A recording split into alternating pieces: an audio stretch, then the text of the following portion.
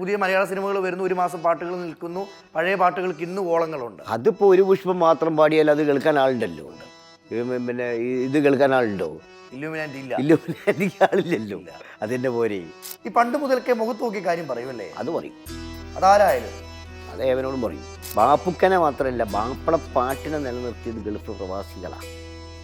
ഞാൻ പറഞ്ഞല്ലോ, type record ഇല്ലാത്തൊരു കാലവും ആ ടൈപ്പ് റെക്കോർഡുമായിട്ടും 10-50 കേസറ്റുമായിട്ടും ഗൾഫ് മലയാളികളാണ് ഇറങ്ങി വന്നത് ഇങ്ങോട്ട്. ആ കാലഘട്ടത്തിൽ ഒരുപാട് ഫാൻസ് ഇല്ലായിരുന്നോ സ്ത്രീകൾ?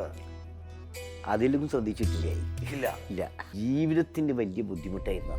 100 രൂപ കിട്ടിയാൽ ഒരു 50 രൂപ വീട്ടിലെത്തണമെന്നുള്ള ഒരു ചിന്ത ഉണ്ടായിരുന്നു മനസ്സിൽ. ഏറ്റവും വലിയ കൂട്ടുകാരൻ പട്ടിണിയായിരുന്നു എന്ന് പറയുന്നതിൽ എനിക്ക് ഇതൊന്നുമില്ല. ഞാൻ വലിയൊരു തറവാട്ടിൽ ജനിച്ച ആളാണ്. പിന്നെ ഒക്കെ ക്ഷയിച്ചു പോയിക്കുന്ന അവസാനത്തൊക്കെ. ബാബുക്കയുടെ കൂട്ടുകാരനായ ഗിരീഷ് പുത്തഞ്ചേരിയുടെ എഴുത്തുകളിൽ ബാബുക്ക കണ്ട ഒരു അത്ഭുതം എന്തായിരിക്കും? നമ്മൾ വിചാരിക്കാത്ത ഭാവനയൊക്കെ എഴുതിക്കണം. പിന്നെ ഗിരീഷ് പുത്തഞ്ചേരിക്ക് സംഭവിച്ചത് എന്തായിരിക്കും ബാബുക്ക? കുറേ എന്തൊക്കെയോ വഴിമാറി സഞ്ചരിച്ചു, ചില ആളുകളെയൊക്കെ വെറുപ്പിച്ചു എന്നൊക്കെ പറയുന്നത് കേട്ടിട്ടുണ്ട്. ബാബുക്ക പെട്ടെന്ന് വരികൾ എഴുതുന്ന ഒരു വ്യക്തിയാണല്ലോ ബാബുക്ക.